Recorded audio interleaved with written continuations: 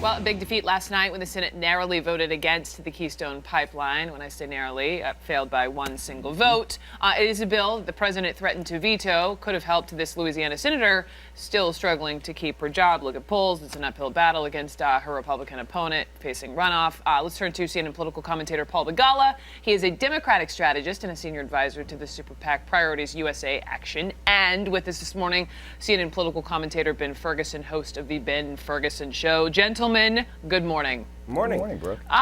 Paul Begala, let me begin with you. Keystone failed by, one vote, and hearing from Senator Landrieu, this is a senator about whom we speak from Louisiana.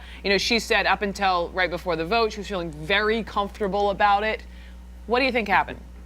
Well, she just couldn't get that last vote, and you sort of feel for Senator Landrieu. She's the chair of the Energy Committee, or at least it is, while the Democrats for the last few days control the Senate.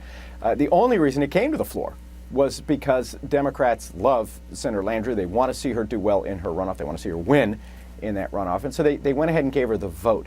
But they just couldn't quite put it over the top. So now it flips forward into the new year when the Republicans will have more votes, presumably votes for Keystone. But then the problem is, can they sustain a potential, override a potential Obama veto? And that's what we're not sure about. Hang on a second, you're jumping ahead. Let me just stay with Senator Landrieu, no worries. Slow your roll, Paul Begala, because let me just play some sound. This is Senator Landrieu. This is her speaking just after the vote. Take a listen. I did not ask Harry Reid's permission to do this, and I did not inform Mitch McConnell. I took to the floor of the United States Senate and used the power that comes from being a senator representing one of the great states in this nation to force a debate on an issue that I've felt strongly about and they feel strongly about for many years. Well, so maybe it's a little bit about playing by the rules, but there's more going on here than that. Sure, I think there's a lot more going on here, and I want to get to veto possibilities and Republicans in just a second. But just specifically on her race, Paul, how do you think that this, failure for this failure of a vote, how do you think this will affect her runoff chances against her Republican opponent, Bill Cassidy? Well, yeah, it's never good in a runoff to have a headline that says, senator fails. Right. At the same time, I don't think it's all that critical in Louisiana. The pipeline actually goes all the way through to my home state of Texas. It's not good. She, as you pointed out, she's behind in the polls. Really difficult. This is not a state that loves President Obama, frankly. And Mary Landrieu, she was, I think, at 42% in the first run, but now it's going to be a one-on-one against Bill Cassidy, a Republican congressman from Louisiana. Very, very tough for her. Ben. Yeah, I see this as pretty much plain politics playing out here, and I actually see it as kind of a metaphor for a bigger instance of it in immigration. But if you're dying to talk about Keystone Pipeline, I'll keep going with you on it. Otherwise, I want to switch. But tell me what you got. I'll say this. It's an incredible act of desperation, and I would say that it's probably going to hurt her even more now that it didn't pass, because it does look so partisan. It looks so desperate, and the people in Louisiana are going to say, where were you with this type of leadership on this issue for the last 6 years? She wasn't there. So this vote only happened because she was afraid she was going to get fired and be unemployed come January, and that's how the voters, I think, are going to react to it. Well, we'll see. December 6th is the runoff. We'll see how it plays out politically. Now, I like what you just said there as a segue into the immigration segment. Let's take out her, replace it with Republicans, and let's remove the timing of the last 6 years.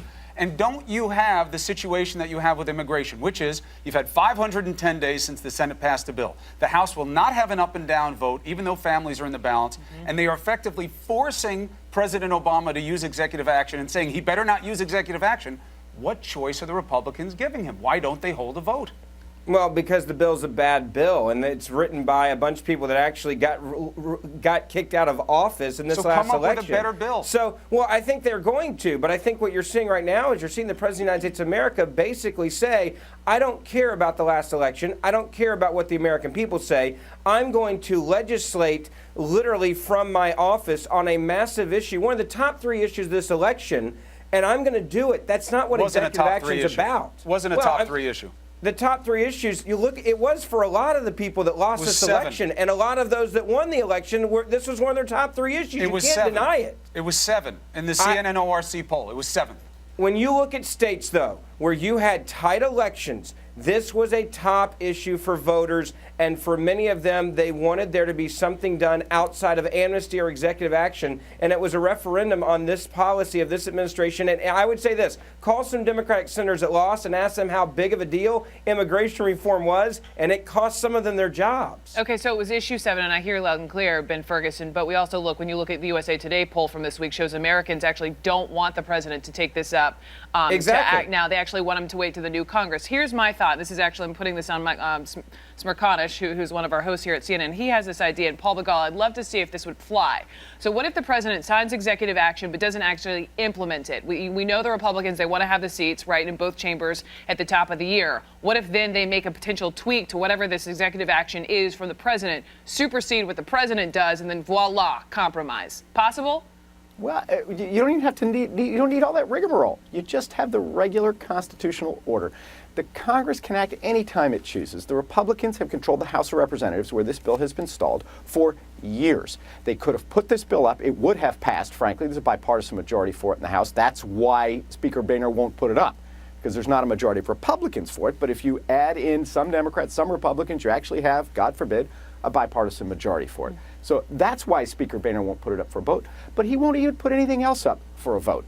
And we do have to do something about this crisis in our country. And by the way, Presidents Reagan and Bush issued executive orders on immigration. And it didn't work well. It did. Well, it worked very well. And Abraham Lincoln. We're still dealing with the same problem now, though. I mean, that's one of the things we learned from our mistakes. I mean, excuse me Reagan for talking did this, and we while didn't you're secure interrupting, it. Mr. All right, Ferguson. gentlemen, we can. Excuse me for talking. Too Reagan and Bush early to issued be executive played orders. like this. That's a good line, Begala, but I have to tell you, you got to give Ferguson some room this morning. He was in a car accident on the way here, still made it on time. Still made it on TV. We're just bless happy you. to have Okay, you're right. And he says really the guy glad to see behind you him say looked a lot like you, Begala. That's all I'm going to say. So that's what he Thanks, you guys, very much. it. Ben, I'm glad Paul to see you Begala, doing well, buddy. Ben Ferguson, we see wish you. you well, Ben. Thank you both very much. All right.